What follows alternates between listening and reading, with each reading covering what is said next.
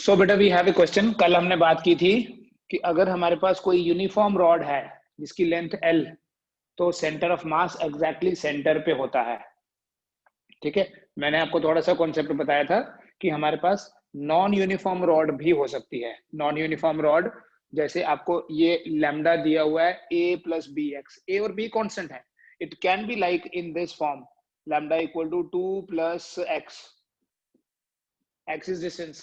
अगर x 0 होगा तो लैम्डा आ जाएगा 2, x 1 होगा लैम्डा आ जाएगा 3, x 2 होगा लैम्डा आ जाएगा 4। तो लैम्डा जो है वो वेरी कर रहा है। लीनियर चार्ज डेंसिटी जो रॉड की है वो सेम नहीं है। पहले इसका मतलब समझ लो। ऐसी अगर कोई रॉड है, सपोज करो, ठीक है, थ्रू आउट लाइक फील्ड है, ये एम्प्टी नहीं है।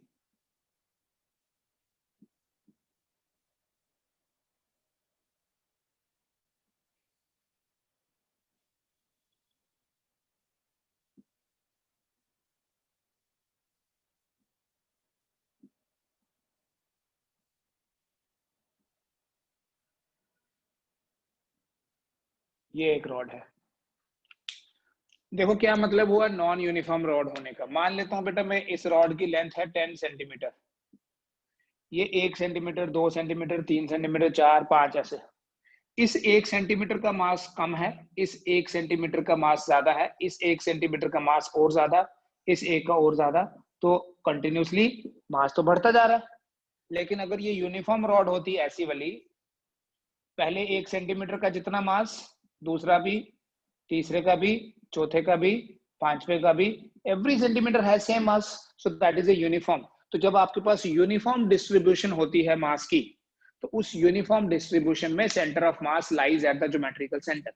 But when we have non uniform distribution of mass, तो फिर ये सेंटर ऑफ मास जो है वो सेंटर पे नहीं होगा।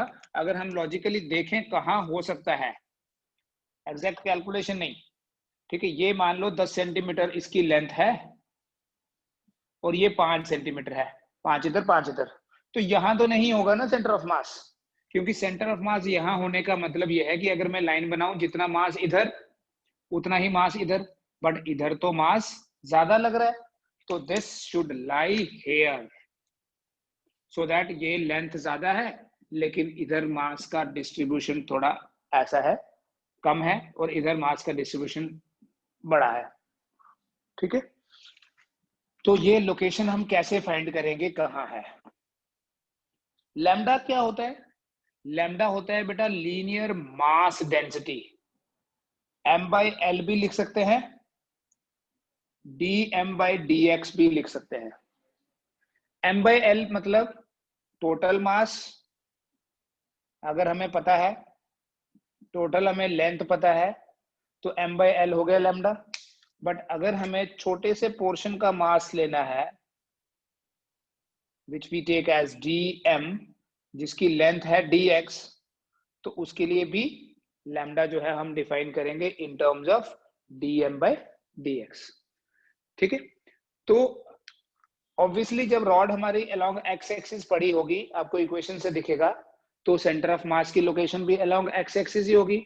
तो मैं सिंपली लिखूंगा एक्स सी एम, या खाली एक्स लिख सकते हैं, चलो एक्स सी एम लिख देते हैं to be more specific, is equal to पहले तो सीधे फॉर्मूले की बात करते हैं।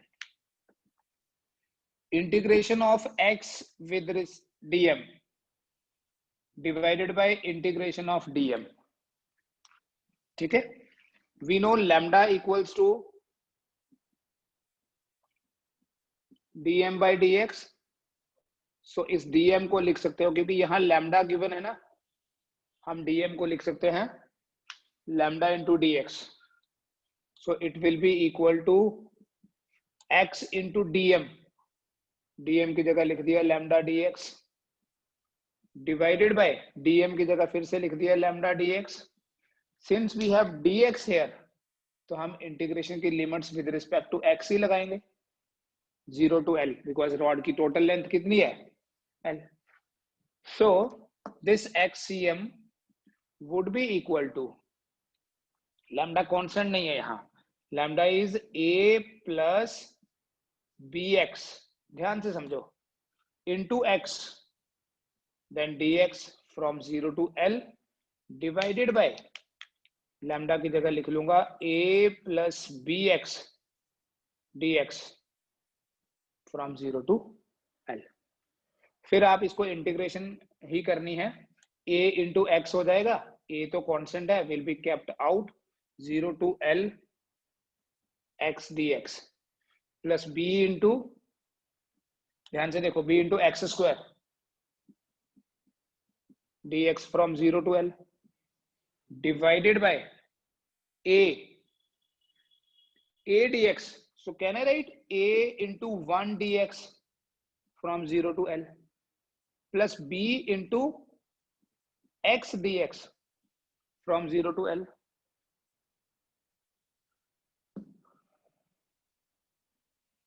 It means xcm is equal to a, x की इंटीग्रेशन हो गई बेटा X square by 2 from 0 to l plus b into X square की इंटीग्रेशन हो गई x3 by 3 from 0 to l divided by a into 1 की इंटीग्रेशन क्या हो गई, विद रिस्पेक्ट टू x कर रहे हैं तो 1 की इंटीग्रेशन तो x ही हुई from 0 to l plus b into, again we have x here, so integration will be x square by 2 from 0 to l। ठीक है, this a by 2 into l square minus 0 square plus b by 3, limits put करना सीखा हुआ आपने, l cube minus 0 cube divided by a into l minus 0 plus b by 2 into l square minus 0 square, so that would be a by 2 l square plus b by 3 l cube divided by al plus bl square by 2। इतना करोगे हो जाएगा, otherwise आप इसको और solve करोगे, आप numerator से l स्क्वायर कॉमन ले सकते हो, बनेगा क्या a by 2 plus bl by 3, denominator से l कॉमन ले लो, a प्लस bl by 2, तो ये एक कैंसिल करके xcm आपके पास बनेगा l into a by 2 plus bl by 3 divided by a plus bl by 2।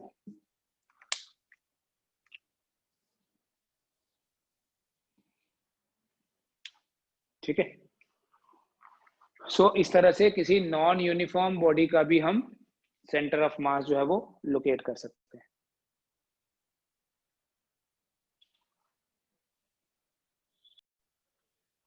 ठीक है, let us discuss a very different kind of question. ये एक यूनिफॉर्म डिस्क है सपोज, एंड जो दो पैरामीटर्स गिवन है वो ये है कि इस डिस्क का मास है m और इसका रेडियस है r। ठीक है, this is centre of the disc and so it means this is r and m is mass. इस डिस्क को हम कन्वर्ट कर रहे हैं, कन्वर्ट नहीं कर रहे हैं हम, क्या कर रहे हैं बेटा, इस डिस्क में से, समझना ध्यान से बिकॉज ये डायग्राम अभी मिट जाएगी, इस डिस्क में से मैं एक डिस्क निकाल रहा हूं, ये डिस्क मैंने रिमूव कर दी, इस साइड से, ऊपर से या नीचे से, कहीं से भी। Now I am left with this part only. ठीक है, can you imagine the situation, इस डिस्क में से एक डिस्क जो है that is removed, so we have this portion only. ठीक है, आप इसको ज्वाइन करो, दैट हार्डली मैटर्स। तो जो डिस्क मैंने रिमूव की है, पहले ये सोचना कि जो रिमूव्ड पोर्शन है उसका रेडियस कितना है, what is the radius of the removed portion, it is r by 2, because इस पोर्शन का जो डायामीटर है वो तो r है, right, so radius is obviously r by 2। So the question is, from a circular disc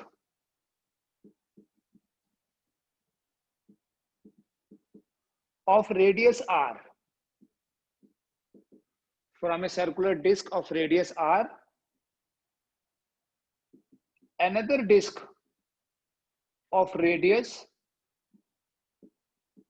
r by 2 is removed.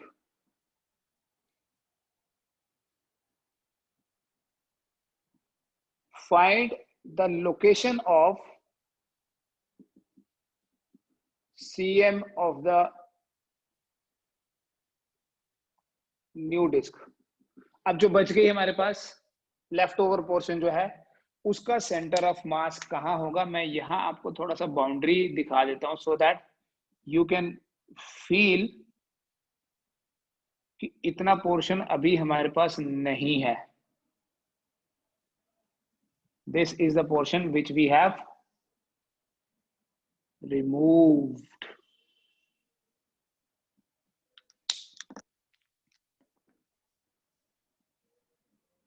This is the removed portion of the disc. ठीक है. Obviously देखिए, जब ये डिस्क कंप्लीट थी, मैं यहां 2 diameter अगर बना लूं, इन दोनों को ज्वाइन कर दूं, तो इस कंप्लीट डायमीटर का सेंटर ऑफ मास यहां पर था बेटा.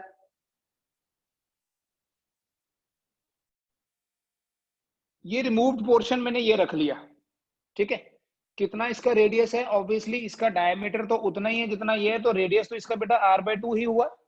So this is the removed diameter of the removed portion is r, and therefore radius of this removed portion will be r/2. Now how to locate the center of mass of this portion. देखो, पहले centre of मास कहां था. पहले जो centre of मास था वो यहां था. तो अगर मैं इस लोकेशन को 0 0 बोल दूं, इस लोकेशन को अब मैं से 0 0 बोल दूं, तो मुझे बताइए, अगर मैं ये वाली लाइन इमेजिन करूं, तो इसके ऊपर और नीचे तो अभी भी मास बराबर ही है ना. सिमेट्रिक कटिंग हुआ. इसके ऊपर जितना पोर्शन रिमूव हुआ, नीचे भी उतना ही पोर्शन रिमूव हुआ, तो अपर और लोअर हाफ का सेंटर तो सॉरी मास तो बराबर हुआ. बट इस लाइन के अलोंग अगर मैं देखूं, उधर तो मास कम हो गया, इधर मास ज्यादा है. देखो, ये जो वर्टिकल लाइन है, इसके लेफ्ट में कम मास है, राइट में ज्यादा मास है, लेकिन हॉरिजॉन्टल लाइन के ऊपर और नीचे बराबर है. दैट मीन जो सेंटर ऑफ मास है वो ऊपर नीचे तो शिफ्ट नहीं हुआ. बेटा ये समझना जरूरी है सबसे, कि आपको पहले ही आइडिया हो जाना चाहिए कि सेंटर ऑफ मास कहां शिफ्ट हो रहा है. कितना शिफ्ट हो रहा है वो तो मैथमेटिकली कैलकुलेट करेंगे, बट किस तरफ शिफ्ट हो रहा है वो हम आइडिया लगा सकते हैं, वो हम गेस लगा सकते हैं. थोड़ा सा अगर हम सेंटर ऑफ मास का कॉन्सेप्ट समझे, तो इस लाइन से ऊपर और नीचे बराबर मास है, so along this line shifting नहीं होगा. इसके लेफ्ट में मास कम हो गया. हाँ, अगर हमने ऊपर से रिमूव किया होता तो फिर सेंटर ऑफ मास हम नीचे की तरफ ढूंढ रहे होते, तो अभी हमारा सेंटर ऑफ मास ना यहां कहीं होगा. लेट मी से कि सेंटर ऑफ मास का आल्दो y कोऑर्डिनेट तो नहीं होने वाला, y कोऑर्डिनेट तो 0 ही रहेगा, बट लेट मी से कि x कोऑर्डिनेट x है जो हमने फाइंड करना है. जब हमारे पास कोई यूनिफॉर्म बॉडी होती है, मैं एक नया फॉर्मूला बता रहा हूं, बट ओल्डर फॉर्मूले को ही मॉडिफाई करूंगा. For a uniform body, 2 dimensional body की बात कर रहा हूं, जो मास होता है ना वो डायरेक्टली प्रोपोर्शनल होता है बेटा एरिया के. देखो, जितना बड़ा मास, जितना बड़ा एरिया उतना ज्यादा मास. सो इसलिए जो हमारा एक्सप्रेशन है जिसमें हम मास की बात करते हैं, that can be replace by area. तो वी कैन राइट m1 की जगह a1, बाकी सब same. For a uniform body mass directly, ये जब डिस्क कंप्लीट थी, it was a uniform body, divided by m1 plus m2 नहीं, divided by a1 plus a2. So what is x? It is a1 x1 plus a2 x2 divided by a1 plus a2. ठीक. लेकिन since some portion is removed, when some portion is removed, then we say that x equal to a1 x1 minus a2 x2 over a1 minus a2। जब किसी portion को हम वहां से remove करेंगे तो a1 x1 minus a2 x2 divided by a1 minus a2 हो जाएगा। ठीक है, अब a1 क्या है, जो हमारी ओरिजिनल डिस्क थी जिसमें ये वाला पोर्शन फिल्ड था, a1 उसका एरिया है। So what we say is a1, therefore I write that a1 equals to pi into r square, and what is a2, pi into r by 2 square। तो a1 आपके पास पाई are square है और a2 कितना है, pi are square by 4, which means कि a2 आपके पास है a1 bye 4। समझ में आ गया? इस पोर्शन का मास अगर एरिया से रिप्लेस करें, it will be pi are square, क्योंकि मास और एरिया प्रोपोर्शनल है, राइट। सो a2 आ गया a बाय 4। अब देखो x1 हो गया 0, लेकिन इसका सेंटर ऑफ मास कहां था? अगर ये हमारा रेफरेंस है तो रेफरेंस से इधर है ना, तो x2 आ जाएगा माइनस r बाय 2, x1 आ जाएगा 0, x1 है ये, और पूरी जो डिस्क थी, कंप्लीट डिस्क थी इंक्लूडिंग दिस पोर्शन, उसका सेंटर, और x2 है इसका सेंटर। तो इसका centre, if you are taking this as the reference, और है भी यही, तो ये आपके इसके कोऑर्डिनेट्स क्या होंगे, माइनस r बाय 2 0, क्योंकि यहां से हम लेफ्ट की तरफ चलेंगे r बाय 2, तो यहां सेंटर पे पहुंचेंगे, और इसलिए मैं x2 को क्या बोलूंगा, it will be taken as minus r by 2। अगर मैंने इस पोर्शन की जगह ये वाला पोर्शन रिमूव किया होता, समझना बेटा ध्यान से, अगर मैंने ये वाला पोर्शन रिमूव किया होता तो सेंटर से इधर होती ना रिमूव्ड डिस्क, तो तब मैं लिखता r बाय 2 0, बट यहां से रिमूव किया है, so it is minus r by 2 0। ठीक है, this way you can find the coordinates.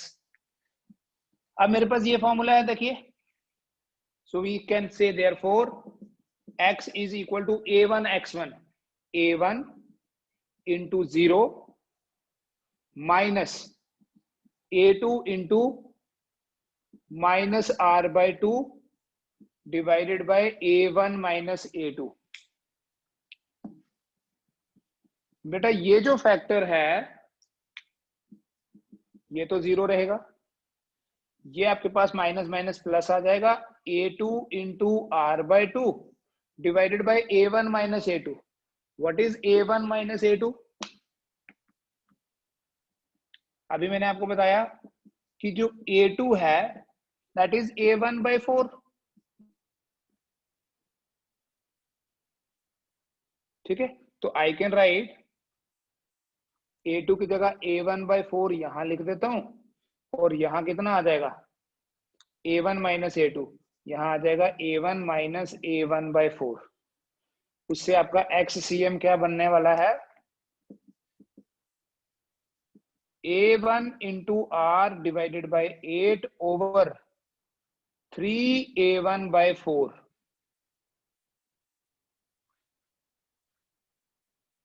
So x will be equal to, इसको सॉल्व कर लीजिए, a1 भी कैंसिल हो जाएगा, ये 2 ऊपर जाएगा, नीचे 4 a2, आप सॉल्व करके देखो, it will be r by 6। Obviously हमारा जो x है वो पॉजिटिव क्यों आया वो समझना, क्योंकि सेंटर से इधर शिफ्ट हुआ है centre of mass, r by 6 है। आप कैलकुलेशन चेक कर लेना, मतलब ये कि अगर मेरा ये सेंटर था ओरिजिनल डिस्क का, ये सेंटर था, ये वाला पोर्शन मैंने रिमूव किया, तो ऑब्वियसली सेंटर ऑफ मास अब यहां से इधर शिफ्ट होगा, r बाय 2, r बाय 4 और r बाय 6 यहां कहीं होगा। तो अब जो नया वाला पोर्शन बचा है जिसमें ये कट बन गया है, ये उसका सेंटर ऑफ मास होगा r बाय 6 डिस्टेंस पे। आप ऐसा करो, आप ये वाला फिल रहने दो, यू कैन चेक इट, और इस पोर्शन को रिमूव कर दो। तो जब इसको रिमूव करोगे तो x2 आपका आ जाएगा प्लस r बाय 2। देखना यहाँ आपका आंसर बन जाएगा, इधर शिफ्ट होना ना, माइनस r बाय 6 आएगा। जरूरी नहीं है कि हाफ पोर्शन रिमूव करना है, you can do more questions. 1/4 portion जिसका r/4 हो वो रिमूव करके भी चेक कर सकते हैं।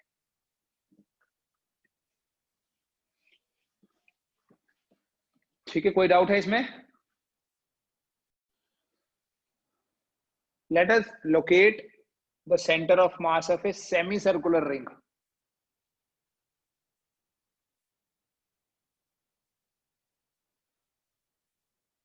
सेमी सर्कल की बात करते हैं बेटा पहले। सपोज करो ये हमारे पास एक सर्कुलर रिंग है,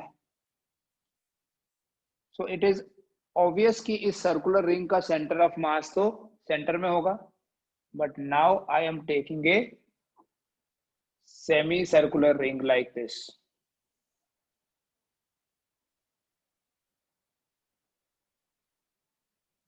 And we will be able to calculate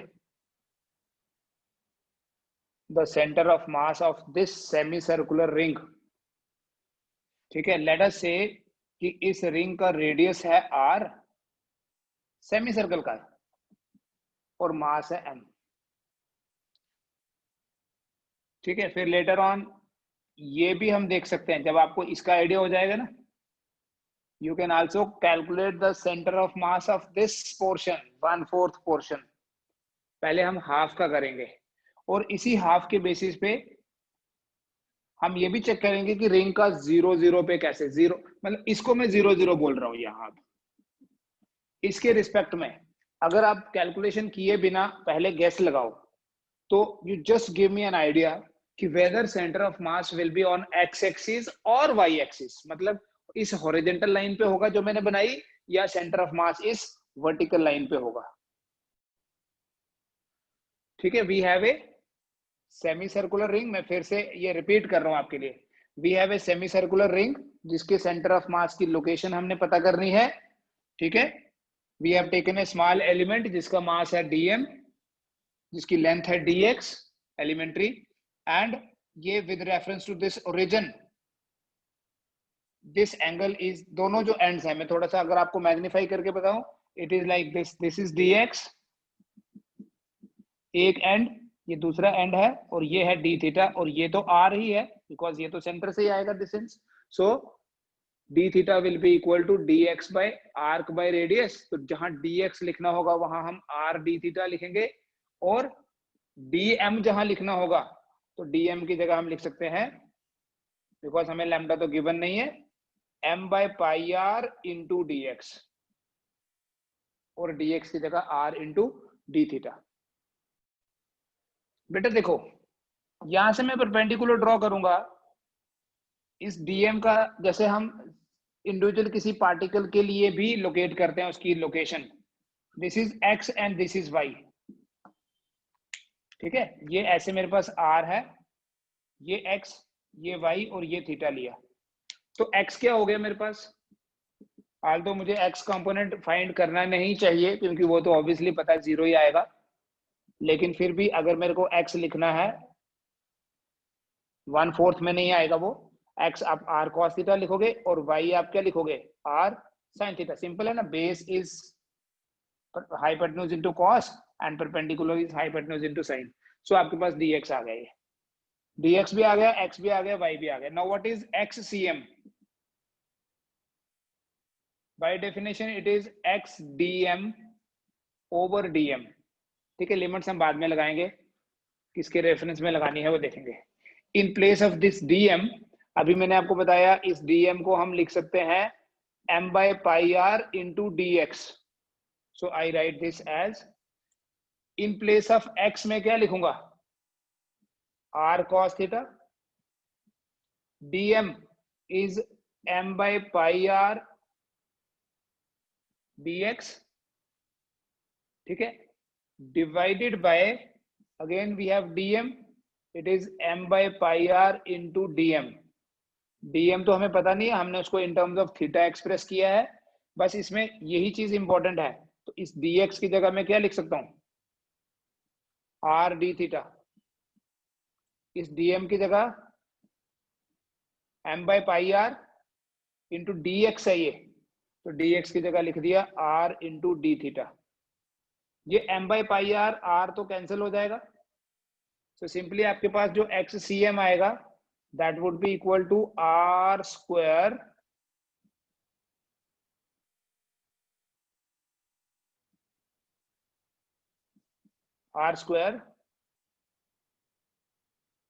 into cos theta d theta divided by d theta. ठीक है, this m by pi r into r cancel, ठीक है, this will be r out cos theta d theta and d theta नीचे। Since हमने पूरी semi circle को consider करना है तो इसलिए देखो हमारे एलिमेंट यहां से लेके यहां तक कहीं भी हो सकता है, इधर इधर इधर इधर इधर इधर इधर इधर इधर, तो पूरा 0 टू पाई। अगर आप 1/4 सर्कल लेते तो 0 टू पाई बाई 2 लिखते। अगर आप कंप्लीट सर्कल लोगे तो ऐसे ही करना, ये प्रैक्टिस को 0 टू 2 पाई लोगे। अच्छा, कॉस की इंटीग्रेशन साइन होती है, so this will be equal to R into sine pi minus sine 0 divided by 0 to pi लिखना था, तो ये तो पाई ही आएगा, तो ये साइन पाई भी 0 होता है, साइन 0 भी 0 होता है, obviously this will be equal to 0। हमें पता था ये तो 0 ही आना है, लेकिन YCM जो है सेंटर ऑफ मास यहाँ है ना, देखो what will be YCM, integration of y dm divided by dm, integration of dm मतलब टोटल मास।